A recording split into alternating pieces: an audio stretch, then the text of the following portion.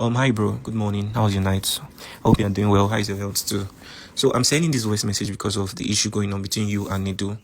Recently we've just seen that he was asked to resign from Honest Bunch podcast, and I can see a lot of Nigerians are very emotional about it.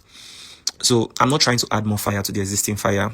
It's possible that this is something that might be affecting you somehow, but you might not show it. Maybe you're feeling guilty that he has lost his job or something. And I'm not also sending this voice message to rejoice that he has lost it, but I just want to share my own experience with Nedu. You remember that period where people were saying if lucky you do post to your own, don't go? It was a very challenging period for me because I lost a lot of business opportunities. Brands did not want to identify with my brand, and a lot of people that were supposed to come for my interview did not want to come at that time because of how people perceived them. So it was a really challenging period. And then my manager was trying to see if there's something he could do. So he said, okay, if we can go to Honest Bunch podcast to clarify and talk in details, maybe people have a very good perspective of what my platform is doing, because Nigerians know how to joke and catch crews. So that was a good idea, and eventually he told me Nedu wanted to speak to me. I was very happy about it. So we got on a call. I greeted him. He responded. Then immediately, what he just said is he doesn't know me. He has never seen my content before. That it's somebody else from the podcast that has seen it, but he does not know me from anywhere, and he doesn't care about anything that I do. That he just wants to go direct to the point. He saw what that guy Gigi was saying about my platform, and he went through the platform and just saw a couple of videos. What he can say is that everything that guy said is entirely true. I said, why would he say it's true? I mean, my platform has been helping people. There's nobody who has come on my platform and ended up in a worse situation than they were before. No, we've helped people with millions of naira, with so many opportunities that they did not imagine they would even find. But he said that that's not true, that he doesn't even care. My platform is not doing anything for anybody.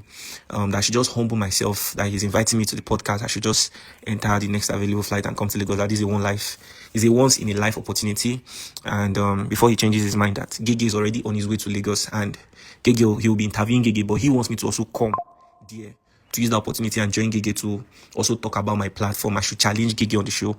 And I told him, thank you for the offer, but I think that's not something I want to do, to be on the same space with that guy, because if I should do that, it means I'm encouraging bad behavior.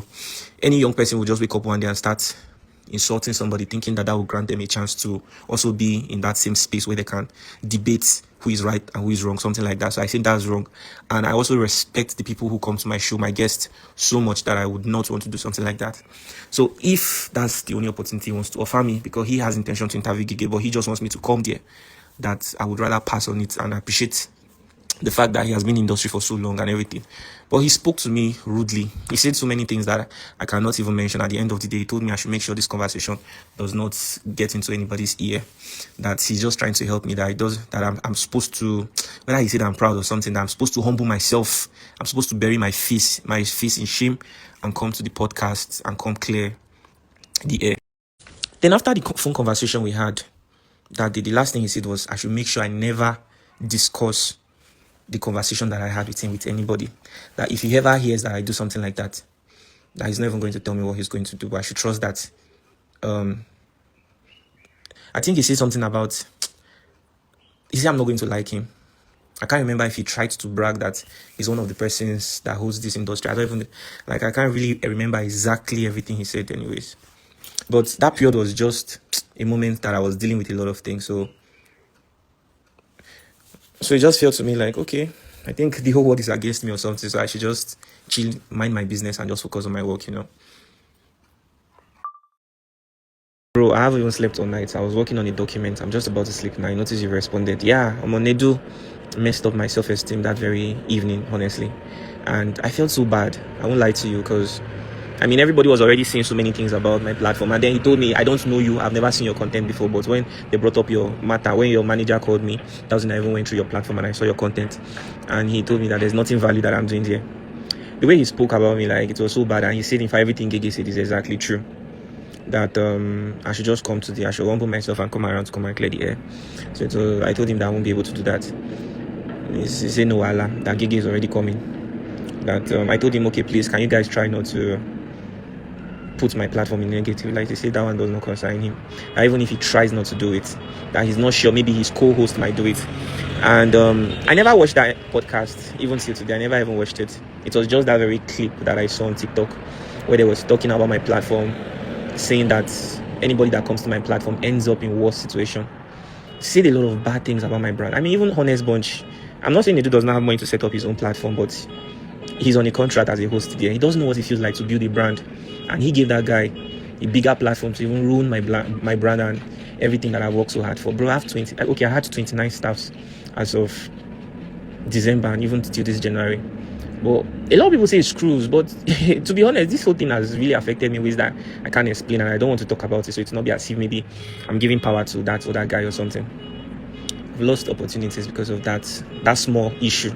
I had to let go of 10 people because it will be a burden to continue carrying everybody along.